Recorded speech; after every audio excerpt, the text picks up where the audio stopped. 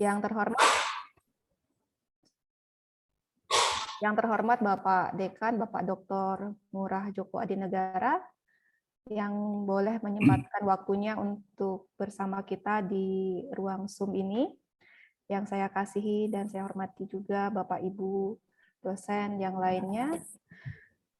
Sebelum kita mulai kegiatan pada pagi hari ini, mari kita berdoa untuk mohon pertolongan Tuhan agar pertemuan pagi hari ini dapat berjalan dengan baik. Saya minta Pak Dr. Kristi Mulia untuk menuntun kita dalam doa. Ya, Bapak Ibu yang dikasihi oleh Tuhan, kita akan berdoa sebelum memulai rapat ini. Izinkan saya berdoa secara Kristiani dan yang lain mengikuti ya dengan ajaran masing-masing. Mari kita berdoa. Kami bersyukur Tuhan pada pagi hari ini Engkau memberikan badan yang sehat dan cuaca yang cerah. Saat ini kami akan berkoordinasi di program studi akuntansi. Mohon Engkau pimpin rapat kami Tuhan dari awal pertengahan hingga akhirnya dalam tangan Tuhan. Kami mohon Roh Kudus-Mu bersama kami semua supaya bisa kami berbicara dari hati ke hati untuk kemajuan program studi akuntansi di masa yang akan datang. Kami serahkan rapat ini dalam tangan-Mu, doa dengan alasan dalam nama Tuhan Yesus Kristus berdoa. Haleluya, amin. Amin. Ya, terima kasih Pak Kristi, Bapak Ibu, kami mengundang sebenarnya seluruh dosen yang mengampu mata kuliah di program studi akuntansi, tapi beberapa orang yang sudah menyampaikan kepada kami pagi tadi berhalangan hadir. Ada sekitar 19 orang yang akan mengajar di program studi akuntansi untuk semester ganjil.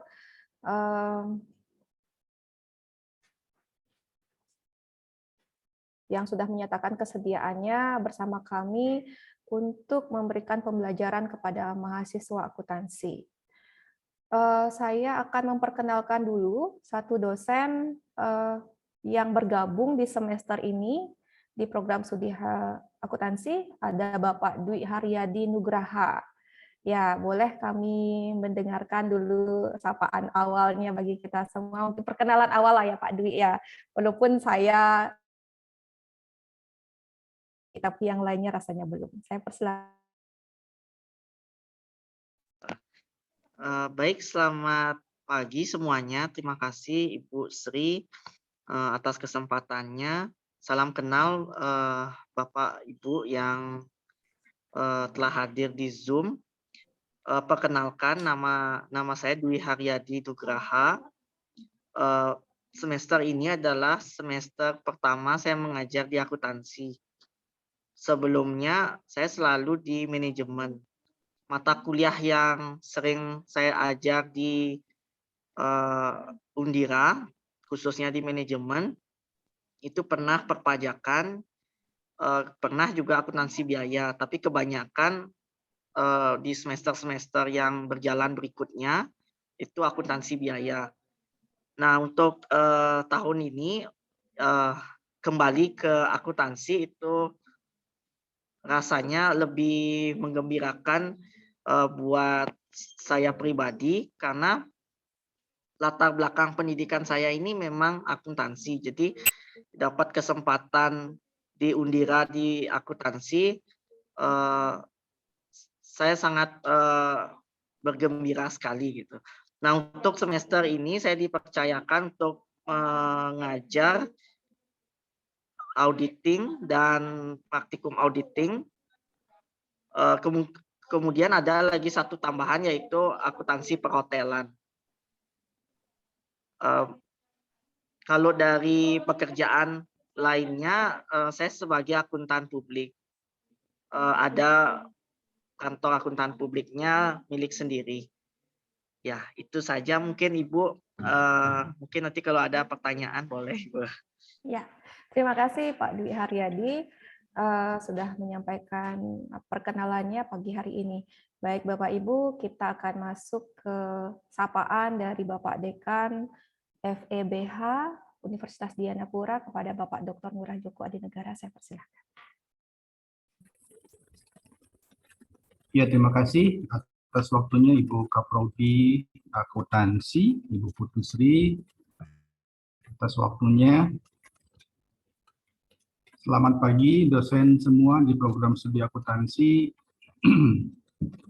Ya tentunya pada saat ini saya ingin menyapa Bapak Ibu khususnya dalam hal bagaimana kita bersama-sama nanti bisa memajukan program studi akuntansi. Sama dengan informasi yang sudah disampaikan oleh Mendikbudristek yaitu Mas Nadiem Makarim. Ya mohon maaf nih internet di ruangan saya agak sedikit ya tidak stabil ya, jadi agak terputus-putus. Jadi mudah-mudahan saya berharap suara saya bisa terdengar lancar. Ya. Jadi saya hanya ingin menyampaikan ada program-program yang memang menjadi program prioritas yang nanti akan dilaksanakan oleh Universitas Singapura bersama dengan program studi yang ada.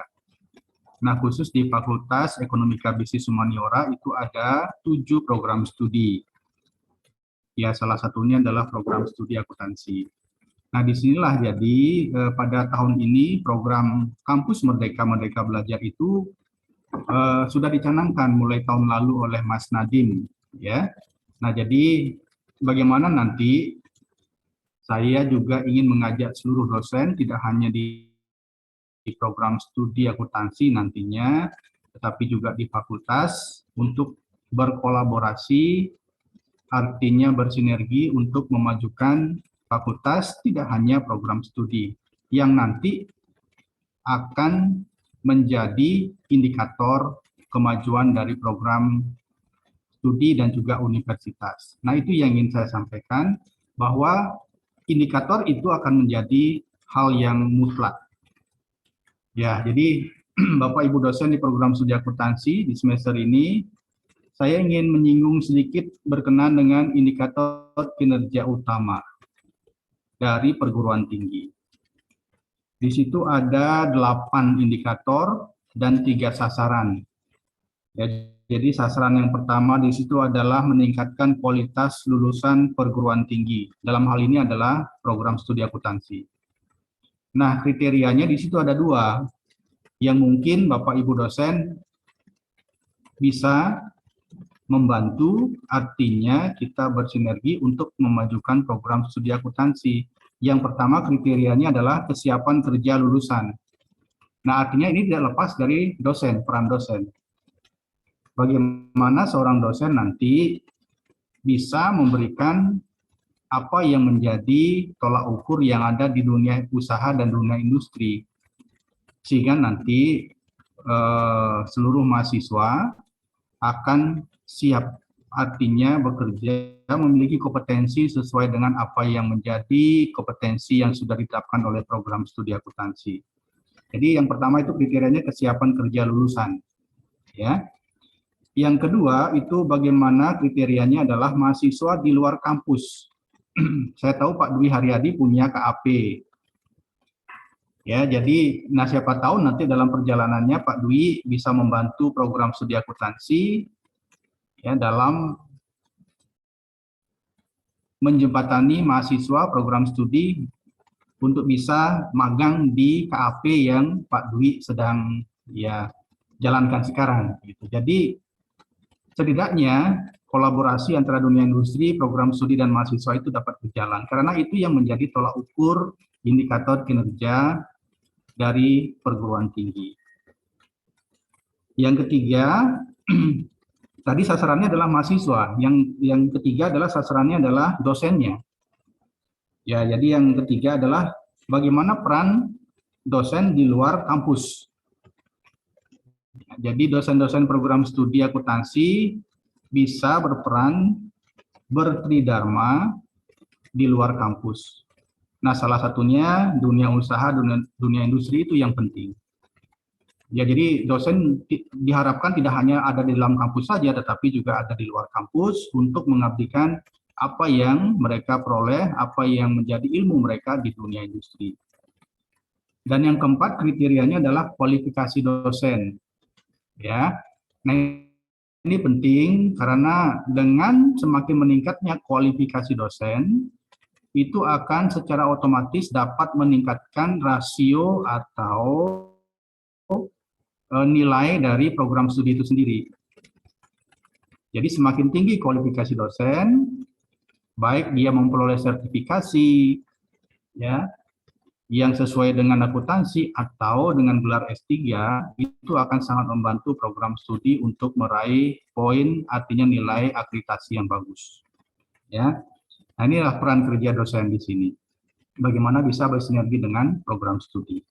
Dan yang kelima, kriterianya itu adalah penerapan riset dosen. Jadi dosen tidak hanya mengajar saja, tetapi juga melakukan penelitian dan juga pengabdian kepada masyarakat. Ya, salah satunya nanti tentu ya karena Pak Dwi di sini adalah yang mengomandani sebuah KAP-nya, ya kerjasama program studi dengan KAP, dunia industri itu akan sangat penting sekali untuk bisa meningkatkan ya kualitas dosen, khususnya di program studi akuntansi. Nah, yang keenam, Bapak Ibu, bagaimana kemitraan program studi dengan dunia usaha dan dunia industri, itu yang penting.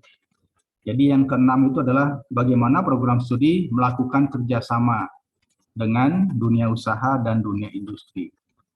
Itu juga akan menjadi penilaian. Nah, jika Bapak Ibu memang berasal dari dunia usaha industri seperti Pak Dwi ya di KAP-nya, tentunya ini sangat berguna sekali untuk peningkatan kualitas tidak hanya program studi tetapi juga dosen dan juga mahasiswa.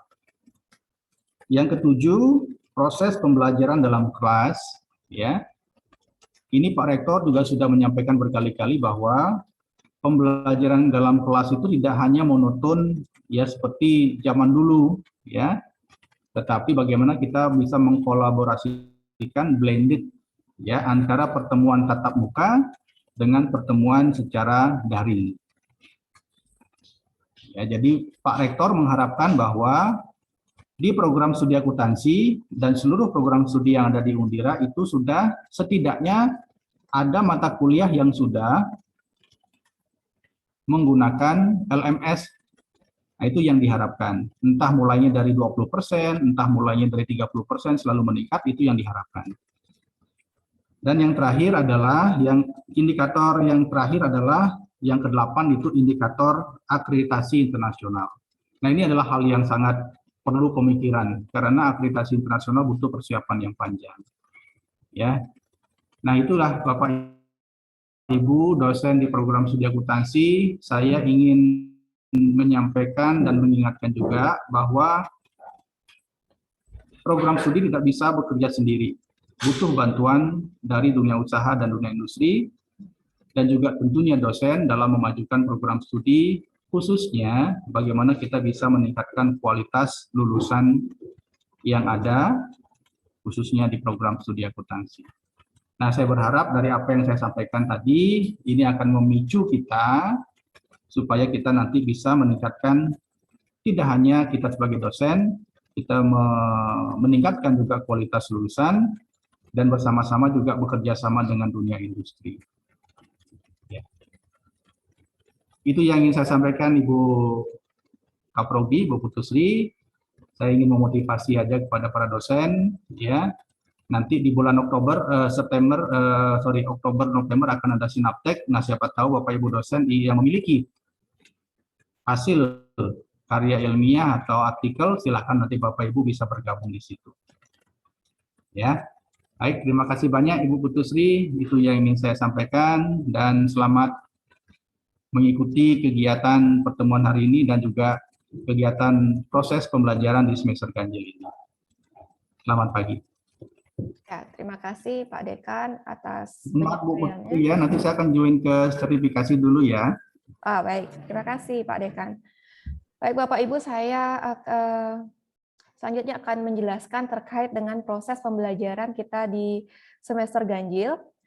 Ya, apa yang disampaikan oleh Pak Dekan tadi tentang kesiapan kerja lulusan. Nah, ini yang menjadi hal yang menjadi pikiran kita bersama selaku dosen yang akan kita berikan kepada mahasiswa di semester ganjil nanti. Saya akan share screen. Ya, mohon maaf, ini mungkin agak sedikit lama sehingga kita mempunyai persepsi yang sama terkait dengan nanti apa yang akan kita berikan kepada mahasiswa.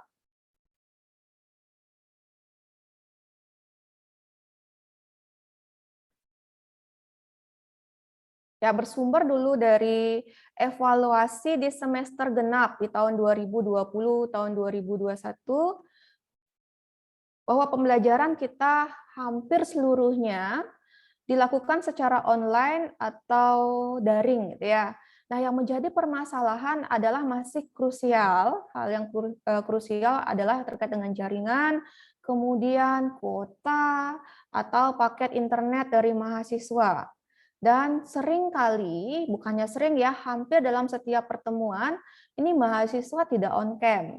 Ya, bagaimanapun beberapa dosen, ya sebagian besar dosen berusaha agar mahasiswa sebagian besar dosen meminta mahasiswa untuk on cam, tetapi permasalahannya adalah terkait kembali dengan jaringan. Mereka bilang, Bu, mohon izin, jaringan saya tidak bagus, saya off cam.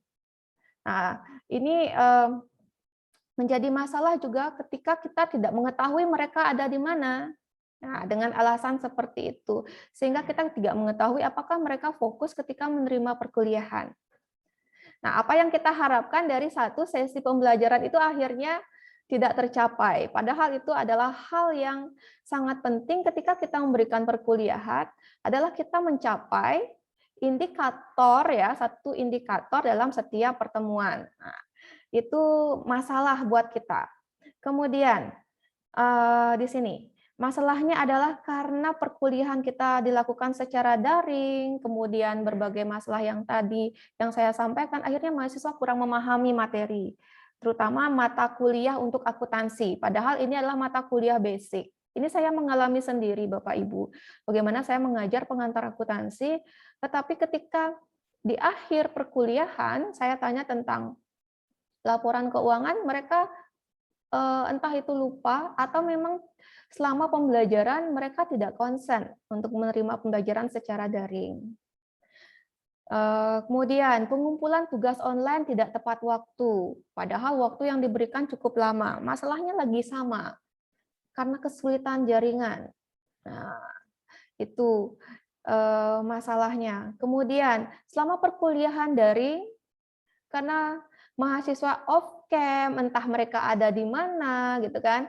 Jadi banyak mahasiswa yang tidak aktif. Kalau misalnya kita memberikan pengajaran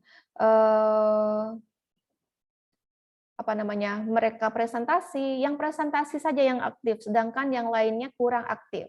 Nah, itu evaluasi saya sedikit di semester genap. Nah, mungkin nanti pada saat kita diskusi, Bapak Ibu bisa menambahkan apa sih masalah yang Bapak Ibu hadapi, yang mengajar kemarin gitu ya. Kemudian di semester genap kita sudah meluluskan angkatan yang pertama sebanyak 23 orang. Oke. Nah, itu dulu terkait dengan di semester genap. Saya akan masuk ke semester ganjil. Ya, ini persepsi biar kita punya persepsi yang sama, ya. Nah, di tahun 2021 ini kami mengadakan peninjauan kurikulum program studi akuntansi. Baru di bulan Juli kemarin, tanggal 30 Juli kami mengadakan peninjauan kurikulum, di mana kurikulum yang sebelumnya dari tahun 2017 sampai tahun 2020 itu masih menggunakan kurikulum perguruan tinggi yang berbasis KKNI. Nah, kemudian di tahun 2021 kami melakukan perombakan cukup besar ya. Nah, ini terkait dengan kurikulum perguruan tinggi berbasis KKNI dengan pendekatan OBE dengan penambahan program MBKM. Nah, ini sehingga kami seperti membongkar ulang kurikulum yang sudah berlaku dari tahun 2017 sampai tahun 2020. Pendekatan dalam kurikulum yang akan kita laksanakan bersama-sama adalah outcome based education atau OBE. Nah, kita menyamakan persepsi dulu. Apa itu OBE? Nah, OBE ini menginginkan agar pendidikan berpusat pada outcome. Jadi berpusat pada nanti lulusan akuntansi. Jadi bukan materi yang harus diselesaikan atau bukan buku yang harus kita ajar kepada mahasiswa. Jadi bukan seperti itu. Tetapi kita berpusat pada nanti lulusan kita mau jadi apa? Menjadi akuntan manajemen, mau menjadi auditor, menjadi konsultan perpajakan. Nah, jadi kita sesuaikan pendidikan kita untuk menghasilkan lulusan yang kita harapkan. Nah, kemudian OBE mengukur hasil pembelajaran outcome dan memungkinkan siswa untuk mengembangkan keterampilan baru mereka yang kita persiapkan mereka pada level global. Nah, ini sejalan nanti dengan visinya program studi yang baru. Kemudian outcome based education adalah pendekatan yang menekankan pada keberlanjutan proses pembelajaran yang secara inovatif. Ya, saya setuju dengan yang disampaikanlah Pak Dekan tadi bahwa pelajaran kita selain nanti secara daring gitu ya, kita juga harus menggunakan tidak hanya Zoom ya, tetapi bagaimana kita melakukan inovasi terkait dengan pembelajaran tersebut, daring atau offline ya atau blended yang kita sebut, itu harus inovatif. Kemudian ada interaktif dan efektif. Nah, itu tentu sejalan dengan OBE. Nah, OBE berpengaruh pada keseluruhan proses pendidikan dari rancangan kurikulum yang sudah tentunya yang sudah kami rancang. Dari perumusan tujuan dan capaian pembelajaran, kemudian bagaimana strategi pendidikannya, kemudian rancangan metode pembelajarannya, terus adalah prosedur penilaian. Nah, ini nanti saya tekankan untuk prosedur penilaiannya. Terus nanti adalah terkait dengan lingkungan atau ekosistem pendidikan. Yang harus kita pahami juga outcome dan versus input. Nah, outcome ini apa? Ya, outcome ini adalah pengetahuan dan keahlian yang benar-benar harus dapat diukur. Nah, ini yang kita berikan nanti kepada mahasiswa. Sedangkan kalau input itu ya adalah berapa jam pelajaran yang dilakukan atau textbook apa yang digunakan. Nah, kita tidak lagi berpikir tentang inputnya, tetapi kita lebih mengutamakan tentang output, pengetahuan apa yang harus kita berikan, kemudian keahlian apa yang harus didapatkan oleh mahasiswa. Nah, kemudian untuk penilaiannya adalah berdasarkan kriteria yang kita tentukan. Nah, ada indikator penilaian yang kita berikan kepada mahasiswa, bukan norma. Jadi mahasiswa dinilai berdasarkan capaian terhadap outcome-nya. Dari pengetahuannya, kemudian keahlian, yaitu keterampilan umum, keterampilan khususnya. Itu yang ingin kita nilai. Jadi mahasiswa bukan kita bandingkan antara satu mahasiswa dengan mahasiswa yang lainnya, tetapi kita menilai hasil yang kita berikan kepada mahasiswa. Sejauh mana mereka akan memperoleh apa yang kita harapkan. Nah, ini yang penting Bapak Ibu. Jika mahasiswa belum dapat mencapai level outcome yang ditentukan, maka mahasiswa tersebut perlu dibantu untuk mencapai level tersebut. Jadi pikiran kita ini bukan lagi, oh mahasiswa nih dia nggak mengikuti, tidak mencapai nilai 70, nggak usah dia lulus. Nah, misalnya seperti itu penilaiannya. Tetapi yang diharapkan adalah kita membantu mahasiswa agar mencapai kemampuan pada level yang kita tentukan. Artinya bahwa kita mengharapkan seluruh mahasiswa itu mencapai outcome-nya untuk masing-masing nanti mata kuliah. Ya, jadi kita tidak menilai oh si A pintar, si B tidak pintar. Jadi tidak seperti itu. Tetapi kita mengharapkan mahasiswa adalah mencapai capaian pembelajarannya. Nah, ini yang penting juga Bapak Ibu terkait dengan traditional education dan OBE, karena seringkali kita masih berbicara tentang traditional education, walaupun kita sudah menggunakan teknologi, pembelajarannya menggunakan Zoom misalnya. Itu bukan bagian hanya kita mencapai OBE, itu adalah medianya menurut saya. Nah, kita melihat di sini dulu, kurikulum. Dari sisi kurikulum, kalau kita melihat tradisional, kurikulum itu dari satu generasi ke generasi berikutnya itu sama. Artinya tidak ada perubahan antara mahasiswa gitu ya dari angkatan pertama sampai angkatan selanjutnya. Nah, jadi kurikulumnya ini masih sama aja. Tetapi kalau OBE berdasarkan kebutuhan lulusan saat bekerja, apa sih yang dibutuhkan industri saat ini? Nah, itu yang kita berikan di dunia pendidikan. Jadi kita mengajar itu bukan pada pelajaran A, B, C, tapi pembelajaran itu adalah terkait dengan nanti yang dibutuhkan oleh industri. Nah, itu dari sisi kurikulum. Kemudian proses pembelajaran. Kalau tradisional gitu ya, menyelesaikan materi berdasarkan silabus saja. Tetapi kalau OBE membantu mahasiswa mencapai outcome yang telah ditentukan. Jadi dari sikap, pengetahuan, kemudian keterampilan umum, keterampilan khususnya, itu yang kita berikan kepada mahasiswa dalam proses pembelajaran.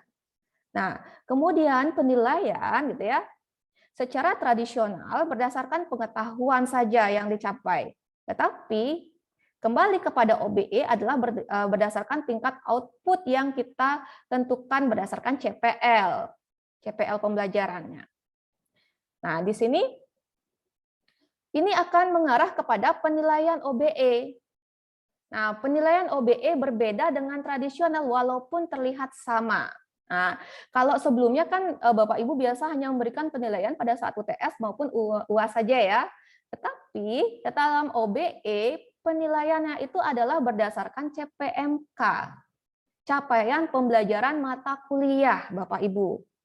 Jadi penilaian itu atau evaluasi itu tidak hanya sekedar diberikan pada saat UTS maupun UAS, tetapi dalam setiap pertemuan itu kita sudah memberikan penilaian terhadap kemampuan mahasiswa. Pengetahuan apa yang sudah kita inginkan, itu yang kita nilai kepada mahasiswa. Kalau mereka harus menguasai, contohnya ya, mereka harus mengetahui akuntansi, pengertian akuntansi. Jadi yang kita nilai adalah seberapa mereka memahami tentang akuntansi dalam satu pertemuan tersebut. Dan itu kita nilai one by one dalam satu kelas.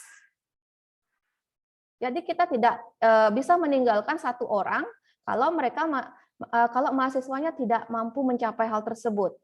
Tentu ada perbaikan sehingga seluruh kelas itu mampu dia menguasai hal tersebut. Tentu ini bukan hal yang mudah Bapak Ibu ketika kita mengajar 1000 orang misalnya. Ya. Bagi saya kalau saya menerapkan sistem OBE ini mengajar dengan 25 orang saja rasanya berat. Ya, itu sudah sangat berat sekali. Kenapa? Karena kita menilai setiap orang, setiap mahasiswa yang ada di dalam kelas tersebut. Indikator dalam satu pertemuan itu kita harus nilai dalam satu pertemuan tersebut. Jadi kita tidak hanya memberikan share materi, kemudian kita tinggalkan mahasiswanya. Tidak seperti itu dalam OBE. Nah, ini yang kita berikan dalam OBE, ada pembagian persen tiap evaluasi dalam OBE dalam penilaian CPMK, capaian pembelajaran mata kuliah. Contoh evaluasi, misalnya ini ya, evaluasi pertama, 10%. Ini anggapannya ini satu pertemuan nilainya adalah 10%. Jadi itu yang kita berikan penilaian dalam satu pertemuannya. Kemudian evaluasi kedua misalnya 30%, evaluasi ketiga 20%, dan evaluasi keempat adalah 40%. Bukan berarti penilaiannya itu sekaligus, tidak gitu ya. Jadi yang kita berikan ya, jadi yang kita berikan adalah yang perlu saya tekankan, satu mata kuliah itu harus kita nilai secara step by step. Jadi mahasiswa itu kita nilai dalam satu kali pertemuan untuk tiap indikator. Makanya saya bilang, ketika kita mengajar dengan banyak orang, energi kita akan terkuras habis. Karena kita menilai itu adalah setiap orang yang ada di dalam kelas tersebut untuk dia mencapai capaian pembelajarannya. Nah, itu yang perlu kita samakan persepsi. Sehingga ketika Bapak Ibu mengajar dengan menggunakan metode OBE ini, Bapak Ibu memikirkan tiap mahasiswa yang ada di dalam kelas tersebut. Nah, itu. Jadi CPMK adalah capaian pembelajaran mata kuliah berdasarkan outcome yang tadi saya sampaikan, yang ingin dicapai oleh prodi atau perguruan tinggi. Outcome yang ingin dicapai ini ditentukan oleh perguruan tinggi berdasarkan masukan stakeholder. Nah, ini yang sudah kami lakukan ya. Jadi mohon dipahami hal tersebut, kenapa saya menekankan bahwa penilaiannya itu tidak berdasarkan UAS dan UTS saja. Yang kita nilai adalah capaian pembelajaran tiap pertemuan, sehingga mahasiswa sampai pada kemampuannya untuk memahami apa yang kita berikan. Jadi seperti itu. Nah, kemudian di sini Bapak Ibu, dalam SNDikti disebutkan bahwa salah satu karakteristik pembelajaran adalah berpusat pada mahasiswa atau student center learning. Nah, SCL dimaksudkan adalah capaian pembelajaran lulusan diraih melalui proses pembelajaran yang mengutamakan pengembangan kreativitas, kapasitas, kepribadian, kebutuhan mahasiswa, dan mengembangkan kemandirian dan mencari dan menemukan pengetahuan. Saya ingatkan kembali Bapak Ibu. Bapak Ibu adalah sebagai fasilitator di kelas. Nah, untuk mencapai CPL dalam masing-masing pembelajaran, biar tidak salah ya, CPL, CPMK, dan sub CPMK. Nah, itu jenjangnya. Jadi kalau misalnya dalam tiap perkuliahan, itu kita sebut sebagai sub CPMK untuk mencapai CPMK-nya, nanti mencapai CPL. Nah, Bapak Ibu harus berproses sebagai fasilitator. Tentu tidak semua mata kuliah bisa seperti itu, contohnya saya di pengantar akuntansi. Tentu saya tidak bisa memberikan mahasiswa untuk presentasi. Jadi dosen yang selain sebagai fasilitator juga harus mampu memberikan kemampuan mahasiswa agar mampu mencapai capaian pembelajaran tersebut. Nah, jadi ini tentu nanti dalam metode pembelajarannya kita bisa memilih, tapi yang diharapkan adalah Bapak Ibu adalah sebagai fasilitator karena pembelajaran itu berpusat pada mahasiswa. Seperti itu. Nah, tadi kita sudah berbicara tentang OBE, kemudian lanjutan dari OBE itu adalah penerapan untuk kurikulumnya, ya, dari visi, misi, dan tujuan. Searah dengan OBE gitu ya. Visi program studi sekarang sudah berubah menjadi program studi akuntansi yang menghasilkan lulusan teladan unggul berjiwa wirausaha. Nah, ini berjiwa wirausaha. Jadi mahasiswa itu tidak hanya sekedar dia menjadi akuntan, manajemen, tetapi juga bisa bisa membuka usahanya sendiri dan bisa berdaya saing global. Nah, ini yang akan kita persepsi kita sama, nanti mahasiswanya mau jadi apa, gitu ya. Ini adalah turunannya. Turunan dari OBE tentu dari visi universitas, visi fakultas, kemudian visi program studi. Nah, ini yang ingin kita raih bersama-sama. Jadi mahasiswanya, Jadi mahasiswa itu selain teladan dan unggulan juga mempunyai jiwa wirausaha dan berdaya saing global. Saya tidak akan masuk ke visi dan misinya dulu ya karena waktunya. Nah, ini untuk mencapai visi tersebut yang kita berikan adalah mencapai CPL-nya program studi dari sikap, pengetahuan, keterampilan umum dan keterampilan khusus. Ya, ini yang harus kita capai bersama-sama untuk mencapai lulusan program studi yang kita harapkan. Nah, ada 12 dari sikap, kemudian keterampilan umum adalah ada 14, kemudian keterampilan khususnya ada 12. Yang baru itu adalah searah dengan visi ya. Jadi nanti lulusan mampu membuat strategi dan konsep bisnis yang inovatif berdasarkan peluang pasar dan kemampuan sumber daya yang dimiliki. Jadi ini sudah searah dengan OBE.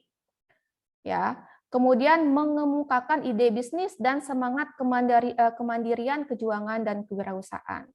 Ya. Jadi sudah searah dengan visi kita. Oke, pengetahuan ada sekitar 12. Nah, kompetensi yang kita harapkan, Bapak Ibu.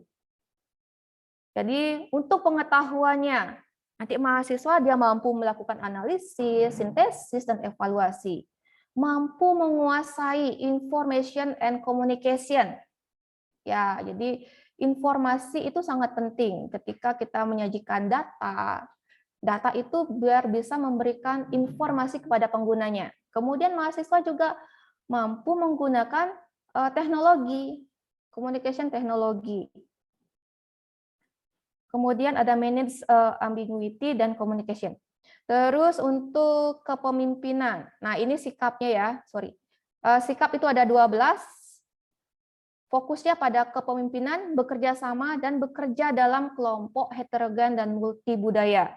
Bapak Ibu tentu mengetahui bahwa mahasiswa kita ini sangat heterogen. Setengahnya itu adalah mahasiswa dari NTT, Sumba. Ya. Nah, kemudian dia akan bergabung dengan mahasiswa yang dari Bali, kemudian ada mahasiswa kita juga dari Jakarta, dari Jawa yang lainnya. Nah, itu kita harapkan mereka mampu bisa bekerja sama dalam kelompok yang heterogen.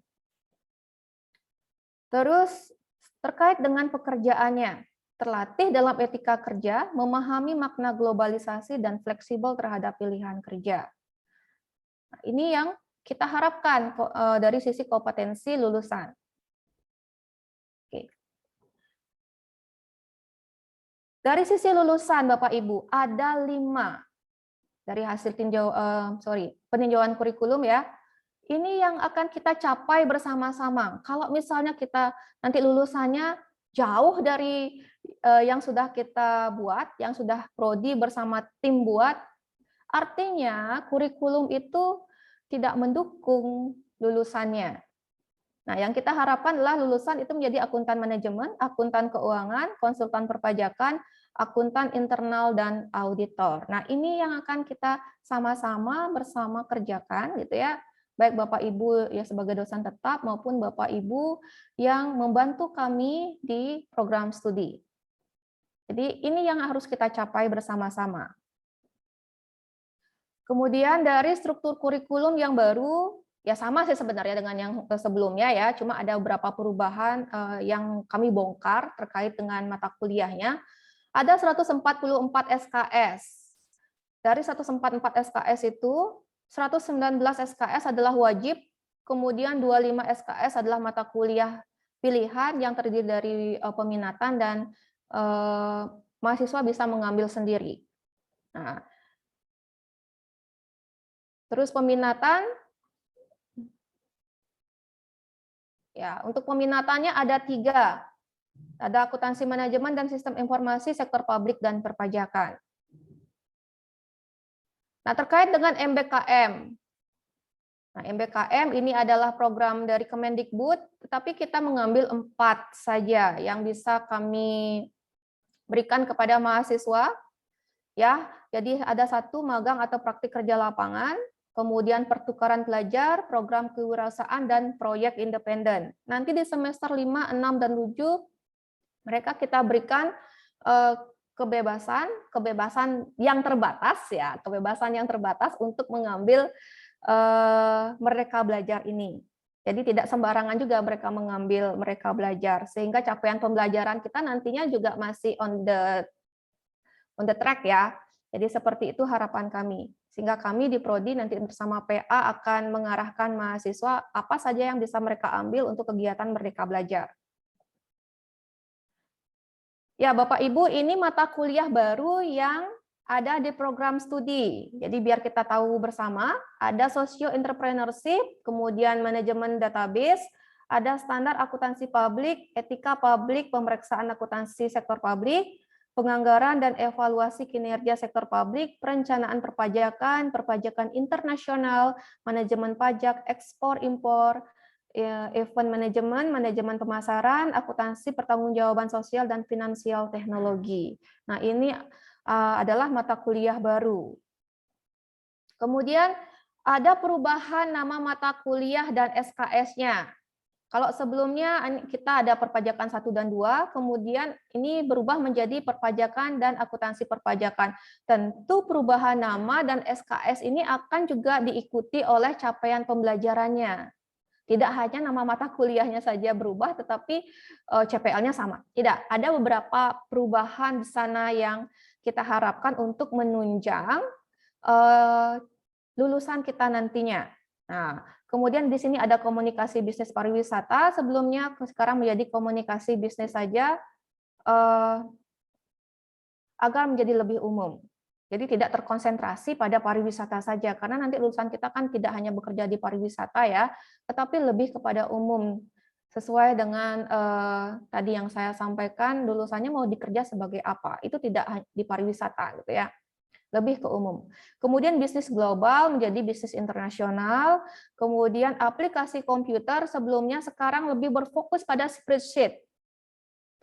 Jadi penggunaan untuk Excel-nya terkait juga nanti mengarah ke laporan keuangan, sehingga mahasiswa tidak hanya bisa membuat secara manual dalam kertas ya, tapi juga menggunakan media dalam pembuatan laporan keuangan. Nah, kemudian ada statistik sebelumnya, statistik 1 dan statistik 2, ini menjadi 2, nanti ada statistik ekonomi dan bisnis, terus nanti ada pengolahan dan analisis data. Kemudian untuk bahasa Inggris bisnis, ini berubah SKS-nya dari 2 menjadi 3. Kemudian pengauditan 1 menjadi pengauditan saja, kemudian pengauditan 2 menjadi EDP audit. Nah, karena kita akan berpikir nanti adalah praktiknya mahasiswa bisa menggunakan teknologi informasi dalam proses pengauditan. Kemudian untuk metodologi penelitian kita akan berfokus nanti pada metodologi penelitian akuntansi. Nah, itu untuk perubahan nama kuliah, nama mata kuliah, dan SKS. Nah, kemudian di sini yang berubah adalah ada penggabungan mata kuliah. Kalau sebelumnya ada manajemen dan pengamatan bisnis, sekarang menjadi manajemen bisnis. Jadi 2 mata kuliah itu disatukan dalam 1 mata kuliah. Nanti Ibu Yeyen yang akan menjadi pembuat RPS, dan pengampunya bersama dengan Pak Budi Santoso, Pak Dr. Budi Santoso. Kemudian ekonomi mikro dan makro menjadi teori ekonomi. Nah, ini untuk penggabungan mata kuliah. Nah, ini yang ingin kami sampaikan biar Bapak Ibu nanti tidak terkejut, oh mata kuliah saya nggak ada lagi ya, gitu ya. Jadi karena adanya peninjauan kurikulum, ada mata kuliah baru, kemudian ada penamaan yang baru, kemudian ada penggabungan mata kuliah. Kemudian untuk jumlah mahasiswa prodi akuntansi totalnya sekarang yang aktif saya bilang ya, ada sekitar 197 orang. Tentu ini sangat jauh berkurang Bapak Ibu. Kenapa ya? Jadi kenapa? Saya tidak tahu secara pastinya juga, tetapi dalam waktu setahun ini selama perkuliahan online sangat jauh sekali mahasiswa itu berkurang, dan ini dominan yang berkurang adalah mahasiswa kita yang berasal dari NTT dan Sumba.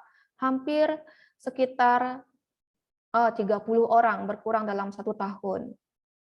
Pertama karena terkendala sinyal, kemudian tidak bisa mengumpulkan tugas, akhirnya sekitar 30 orang dalam 1 tahun berkurang. Jadi sangat jauh sekali. Jadi masing-masing angkatan itu ada yang berkurang. Kemungkinan ketika mereka menerima pelajaran juga tidak bisa menerima secara maksimal, sehingga mereka merasa oh pembelajaran ini sangat susah sekali. Nah, ini kesulitan kita dalam pembelajaran daring gitu ya, yang mengakibatkan turunnya juga jumlah mahasiswa aktif. Dan karena pandemi juga mahasiswa tidak bisa membayar SPP dan SKS sehingga mereka tidak aktif. Nah, ini masalah bagi kami di Prodi, karena nanti tentu dalam akreditasi ini menjadi pertanyaan besar, kemana mahasiswa yang banyak itu? Nah, ini adalah dosen yang mengajar di semester ganjil. Ada dosen tetap, kami sekarang ada 7 orang. Ya, ada saya, Bu Regina, Pak Aris, Bu Diah, Bu Fania, kemudian Bu Ria, dan Bu Eka Putri. Nah, Bu Ria dengan Bu Fania selain juga menjadi dosen, mereka berfokus juga dengan pekerjaannya di luar prodi akuntansi dengan lebih kepada praktisi. Nah, jadi seperti itu. Kemudian dosen tidak tetap. Jadi ada Bu Dr. Yeyen, kemudian Bapak Dr. Budi Santoso, kemudian ada Bapak Dr. Kristi Mulia, Putu Kris Susanto, Bapak Putu Kris Susanto, Ibu Putu Krisma, Bapak Made Elia, Bapak Made Darmayasa, Bapak Made Dwi Wira, kemudian ada Bapak Wayan Suwarjana, ada Bapak Putu Yoga Susmita, kemudian Bapak Putu Agus Atmaja, dan Bapak Dwi Haryadi. Ada 19 orang yang bergabung di semester ganjil. Nah, ini kita bersama-sama memberikan pembelajaran sesuai dengan yang kami sampaikan tadi. Jadi kita tidak berfokus pada textbook lagi, tetapi bagaimana kita bisa menyiapkan mahasiswa agar bekerja yang diharapkan oleh industri. Jadi kan makanya kita harus inovatif, interaktif, kreatif. Ya, walaupun betul kita menggunakan referensi, tetapi kita tidak lagi berfokus pada satu buku. Tetapi kita bisa mencari bahan yang lain dalam pembelajaran. Nanti dalam metode pembelajarannya itu Bapak Ibu bisa kembangkan. Nah, ini untuk sebaran mata kuliah. Tadi saya lupa menyampaikan bahwa ada mata kuliah yang baru juga di tingkat universitas, ada pengantar kepariwisataan, kemudian nanti kewirausahaan akan menjadi mata kuliah wajib di universitas, dan satu lagi KKN untuk mahasiswa angkatan 2021. Semester 1, semester 3, semester 5, dan semester 7. Nih. Semester 7 sebenarnya kita harapkan mereka bisa lulus di semester 7 depan. Tetapi kita juga melihat kemampuan dan kesiapan mereka. Tapi kami sudah menyiapkan untuk hal itu kalau mereka bisa tamat di semester 7.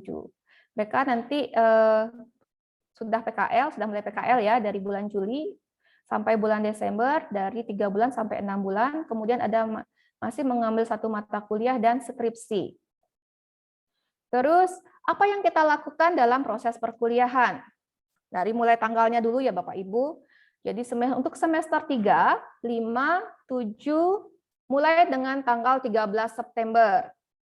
Kemudian semester 1 mulai tanggal 11 Oktober. Jadi ada perbedaan. Mohon maaf, apakah Pak Budi ada di sini ya? Oh ya, sudah join.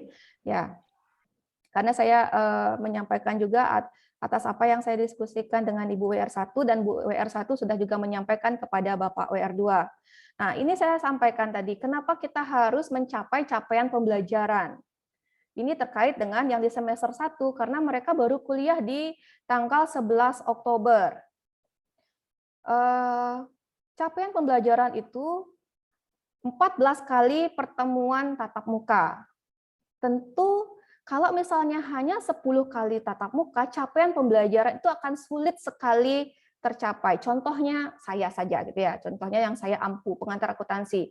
Siklus akuntansi, untuk teman-teman dosen akuntansi pasti tahu. Siklus akuntansi itu pasti dimulai dengan adanya bukti transaksi sampai laporan keuangan. Kalau satu saja tidak bisa mereka dapatkan, artinya itu tidak tuntas. Sehingga saya kemarin sempat meminta bahwa untuk yang semester 1 apakah bisa juga disamakan dengan semester 3, 5, 7 dengan maksimal pembelajaran 16 kali. Maksimal 16 kali. Nah, Ibu WR1 sudah berdiskusi dengan Bapak WR2 sehingga kita diberikan untuk mencapai capaian pembelajaran tersebut dengan maksimal 16 kali. Artinya yang untuk semester 1 Bapak Ibu bisa mengajar maksimal 16 kali. Gitu ya. Nanti Bapak Ibu atur waktunya dari tanggal 11 Oktober sampai nanti di bulan Januari. Sehingga capaian pembelajaran yang kita harapkan itu betul-betul Bapak Ibu bisa berikan lewat materi kepada mahasiswa. Kalau yang untuk semester 3, 5, 7 itu kan sudah jelas ya. Sudah 16 kali pertemuan. Tapi yang semester 1 Bapak Ibu diberikan untuk mengatur waktu 16 kali pertemuan maksimal. Ya, diatur silakan dengan kesepakatan bersama kelas.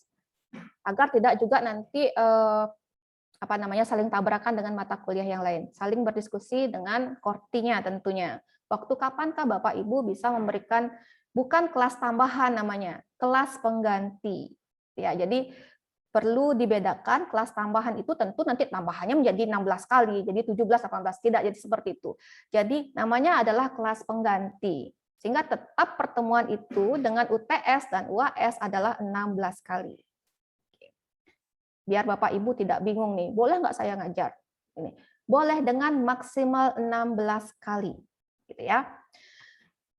Terus pengumpulan nilai Bapak Ibu ya, mohon tepat waktu sesuai dengan kalender akademik. Tentu nanti kami di Prodi akan mengingatkan Bapak Ibu selain dengan surat nanti biasanya di sebelum UAS ya. Mohon tepat waktu untuk mengirimkan nilainya. Kemudian perkuliahan teori bisa dilakukan secara online atau blended, tatap muka langsung atau dengan online. Nah, seperti saya bilang tadi, kita memiliki mahasiswa yang sangat heterogen, Bapak Ibu ya. Jadi mahasiswa kita setengahnya, saya pegang datanya, barusan saya lihat lagi, betul setengahnya mahasiswa kita adalah dari NTT, Sumba, dan mereka memiliki kesulitan terkait dengan kuota. Tidak hanya NTT ya, mahasiswa kita secara keseluruhan itu memiliki masalah hal tersebut. Tolong Bapak Ibu bisa membijaksanai pembelajarannya secara online. Bagaimanakah bentuknya itu di metode pembelajaran dalam RPS itu harus jelas Bapak Ibu. Dari satu sisi kita harus mencapai capaian pembelajaran, dari satu sisi kita harus memikirkan kondisi mahasiswa yang kita ampu. Mohon itu dipikirkan kembali, dipertimbangkan. Kalau Bapak Ibu ingin mengajar online, kami persilakan. Kalau Bapak Ibu ingin mengajar secara offline, sampaikan kepada kami sehingga kami bisa berdiskusi di kampus untuk kesiapan ruangannya. Dan maksimal adalah 20 orang. Ya, rata-rata yang kita ajar semester ini adalah 20 orang karena memang ada mata kuliah praktikum juga dan kami memikirkan bagaimana Bapak Ibu harus melakukan penilaian untuk tiap satu orang mahasiswa dalam satu pertemuan. Jadi pola pikir kita ini harus dirubah ya Bapak Ibu ya, sama-sama. Sehingga kita tidak lagi memikirkan pembelajaran secara tradisional tersebut. Oh, nilai akhirnya cuma di UTS dan UAS, tidak seperti itu. Kemudian penggunaan LMS. Nanti kami akan sampaikan setelah kami mendapatkan informasi terkait dengan sosialisasi penggunaan LMS. Terus untuk perkuliahan praktikum secara offline di lab komputer, khusus untuk Pak Dwi Wira nanti ya, jadi perkuliahannya tentu secara offline.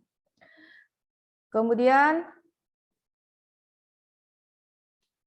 ini menyambung tadi dengan apa yang saya sampaikan terkait dengan pembelajaran kita dalam kelas, ini harus ada dasarnya, gitu ya. Jadi RPS. Ada format RPS yang baru, Bapak Ibu. Kami di dosen tetap sudah kemarin ya, bukan kemarin sih ya, maksudnya sebelumnya sudah belajar. Tapi untuk yang Bapak Ibu yang baru, tentu perlu lagi ada informasi dari kami untuk format RPS yang akan kita pergunakan. Nanti akan di-share oleh Bapak Aris. Ini sangat berbeda sekali. Bukan sangat berbeda ya, agak berbeda gitu ya dengan RPS yang sebelumnya, karena di sana juga kelihatan Bapak Ibu mengajar luring atau daring. Terus dibuat oleh dosen pengampu mata kuliah berdasarkan CPL Prodi Akuntansi. Nah, CPL-nya dari Prodi Akuntansi, CPMK-nya tentu itu mengarah kepada CPL, terus CPMK-nya itu akan diturunkan dalam sub CPMK. Kemudian RPS disertai dengan rencana tugas, rubrik penilaian, dan portofolio. Nah, ini satu paket Bapak Ibu. RPS disertai dengan rencana tugas, rubrik penilaian, dan portofolio. Kalau misalnya nanti diperlukan, kami akan kembali juga mungkin mengadakan pertemuan terkait dengan hal tersebut, ya. Bagaimana Bapak Ibu bisa membuat RPS disertai dengan rencana tugas, rubrik penilaian, dan portofolio. Karena ini agak sedikit memerlukan pemikiran yang apa ya, lebih sedikit untuk membuat persiapan kita mengajar di dalam kelas. Nah, dalam RPS itu dijelaskan juga metode pembelajarannya. Apakah nanti menggunakan case base atau problem base. Nah, itu juga dijelaskan dalam RPS-nya. Kemudian untuk kelas paralel dengan dosen berbeda menggunakan satu RPS, jadi tidak beda-beda. Contohnya misalnya Bapak Dwi Haryadi akan mengajar dengan Bapak Made Darmayase untuk mata kuliah akuntansi perhotelan. Tentu RPS-nya sama untuk seluruh mahasiswa. Nah, oke. Nah, itu yang bisa saya sampaikan cukup lama ya Bapak Ibu ya, karena saya mengharapkan kita mempunyai persepsi yang sama dalam pengajaran kita dalam 1 semester ke depan. Boleh mungkin Bapak Ibu nanti menanggapi apa yang saya sampaikan sehingga kita bisa berdiskusi terkait dengan mahasiswa dan pembelajaran. Oke. Nah, itu. Ya, apakah ada Bapak Ibu yang ingin menanyakan? Ya, cukup lama saya berbicara. Boleh saya, Bu? Ya, silakan Pak Kristi. Oke, kalau di mata kuliah saya di metodologi penelitian akuntansi, itu kan outputnya adalah proposal ya, proposal penelitian. Betul. yang sesuai dengan skema akuntansi. Dan setiap kali saya mengajar itu pasti saya kasihin RPS, terus PowerPoint selama satu semester kepada mereka.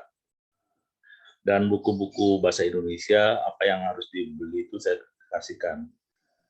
Dan pada kenyataannya mereka nggak bisa mencari buku itu, alasan nggak punya uang. Terus saya kasih buku e-book dalam bahasa Inggris, ya saya cari e-booknya gitu. Tapi mereka juga nggak mau baca karena nggak bisa bahasa Inggris. Ya. Terus saya pelan-pelan mengajar dan kasih pertanyaan itu ya, apa sudah mengerti? Itu. Mereka bilang sudah mengerti. Pada kenyataannya kayaknya belum gitu ya. Itu kita dosen itu butuh kejujuran sebenarnya ya, karena kita bukan manusia yang hebat yang bisa membaca pikiran dan perasaan mereka. Ya, walaupun saya sudah lama mengenal Bu Sri, saya nggak bisa memahami perasaannya Bu Sri seperti apa, gitu ya. Jadi apalagi saya baru pertama kali ketemu sama mereka, gitu. Jadi kita butuh kejujuran mereka sebenarnya. Apa sih yang nggak bisanya di materi-materi apa? Ya. Nah, dari awal penentuan judul tuh saya udah kasihkan bayangan, jangan tentukan judul dulu baru cari-cari masalah. Petakan dulu masalahnya baru tentukan judul, seperti itu. Dan sampai akhirnya ke outputnya adalah proposal. Dan saya herannya ketika mereka ngumpul tugas, lokasinya ada di Semarang, ada lokasinya di Sumatera, dan itu yang membuat saya kaget ya. Gitu. Jadi ada mereka membuat tugas asal-asalan, jadi main copy paste dari proposal, padahal step by step saya udah kasih tahu. Gitu. Dan ya ketika mereka protes kenapa saya dapat nilai C, saya kasih ketika mereka protes itu saya simpen nilai-nilai mereka itu dengan satu. Ya, saya adakan Google Meet sama mereka. Ya mereka protes itu saya jelaskan pelan-pelan. Oh, kamu dapat nilai C itu karena ini gitu. Jadi si standar penilaian sudah ada sih sebenarnya. Oke, yang saya ingin memberikan ide gini ya, supaya mereka nantinya proposal mereka itu bisa seiring dengan seminar proposal. Bisa nggak nanti ketika mereka memetakan masalah dan penentuan judul itu, saya minta ke program studi untuk meng-ACC gitu judul mereka. Sehingga nanti sejalan lah, nanti biar nggak bongkar-bongkar proposal lagi, kasihan mereka. Gitu. Nanti ya, saya pinginnya 60% proposal penelitian di metodologi itu sudah memenuhi standar itu 60% minimal itu. Sehingga nanti pas seminar itu mereka tinggal lanjutin aja gitu. Itu ide-ide saya sebenarnya. Kalau misalnya ide saya nggak sesuai, nggak usah ditanggapi ya. Gitu ya. Jadi biar searah, jadi kita kerjasama lah gitu, antara saya sebagai dosen dengan program studi. Begitu. Saya berusaha untuk mereka belajar dengan baik di dalam metodologi penelitian, karena metode penelitian itu adalah sebuah cara kita melakukan penelitian dengan baik, dan itu adalah kunci untuk meraih gelar sarjana akuntansi. Dan metodologi penelitian yang saya ajarkan itu berbasis kuantitatif dan kualitatif, ada dua. Gitu. Tetap saya berpegang pada itu. Nah, ini dari saya sih kepada program studi ya. Ya saya hanya ingin membantu saja bagaimana kita bisa membuat mahasiswa itu baik dalam menjalani masa studi. Begitu Bu Kaprodi dan Pak Sekprodi. Ya, terima kasih ya Pak Kristi. Kami di Prodi sudah mempunyai tahapan untuk mahasiswa sampai membuat proposal sebenarnya. Oke, nanti akan kami sampaikan ke Pak Kristi gitu ya, nanti secara pribadi. Oke, terima kasih Pak Kristi atas dukungannya di Prodi Akuntansi. Ya, yang lain mungkin Bapak Ibu yang sudah yang ingin memberikan sharingnya terkait dengan proses pembelajaran, tentu ini juga menjadi catatan untuk kami di Prodi, bagaimana sebaiknya kami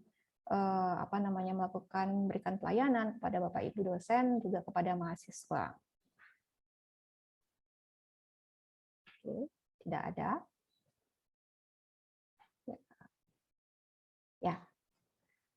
Ya, kalau tidak ada, rasanya itu yang ingin kami sampaikan hari ini ya. Jadi kita sama-sama membangun Prodi Akuntansi, kemudian ya sama-sama kita membangun Universitas Dianapura, memberikan yang terbaik apa yang kita punya untuk proses pembelajaran. Jadi tapi bukan maksudnya yang terbaik itu bukan hidup matinya gitu ya. Artinya kemampuan kita, pengetahuan kita yang kita berikan kepada mahasiswa. Jadi seperti itu. Ya, karena tidak ada lagi, jadi agenda kita setelah sharing ini adalah penutupan. Kita ini dulu ya.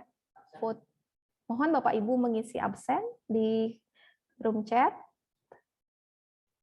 Mohon diisi. Setelah ini kita akan foto bersama. Bu Putri, gimana kondisi?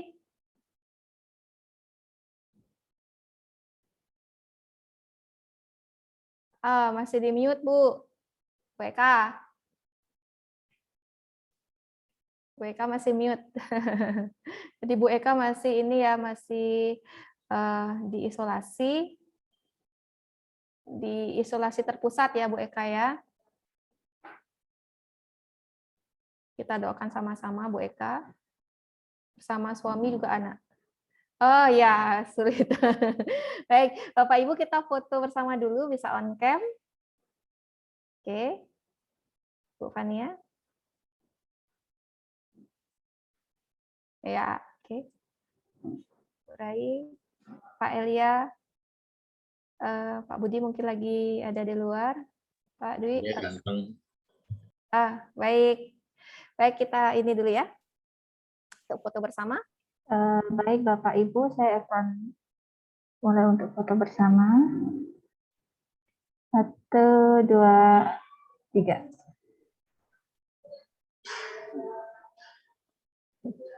Oke, sudah? Sudah, Bu. Ya, terima kasih Bu Yuli sudah membantu kita. Sebagai penutup, mohon bantuan dari Pak Dwi Wira untuk berdoa untuk kita semua.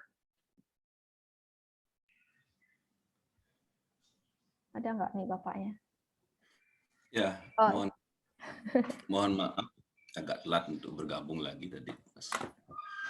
Karena dengar disebut nama saya, jadi saya langsung lari lagi ke depan laptop, tapi dengar sebetulnya gitu ya.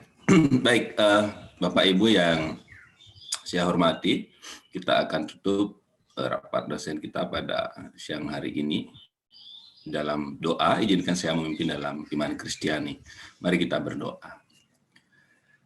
Puji dan syukur padamu ya Tuhan, Allah Bapa kami di dalam Tuhan kami Yesus Kristus yang senantiasa memimpin dan memberkati kehidupan kami. Puji dan syukur kami kepadamu karena pada hari ini kami bisa berkumpul para dosen di program studi akuntansi Universitas Jayapura untuk mendengarkan beberapa pengarahan dari dekan, kaprodi, dan dari saudara-saudara kami yang lain. Kami bersyukur atas semua itu. Ya Tuhan, kiranya Engkau memimpin dan memberkati, memberikan akal budi bagi setiap kami di program akuntansi dan di Universitas Jayapura pada umumnya, sehingga kami dapat mendidik anak-anak yang Engkau percayakan kepada kami dengan baik. Terima kasih ya Bapa, kiranya Engkau memberkati setiap individu dalam program studi akuntansi. Dalam nama Tuhan Yesus Kristus kami berdoa dan mengucap syukur. Amin. Terima kasih Pak Dwi sudah membawa kita dalam doa. Ya Bapak Ibu, demikian pertemuan kita pada pagi hari ini. Jadi Bapak Ibu sudah bisa mulai mengajar untuk yang semester 3, 5, dan 7 di tanggal 13 September dan untuk yang mengajar di semester 1 tanggal 11 Oktober. Ya, jadi saya tutup pertemuan siang hari ini. Terima kasih, Tuhan memberkati kita semua. Selamat siang.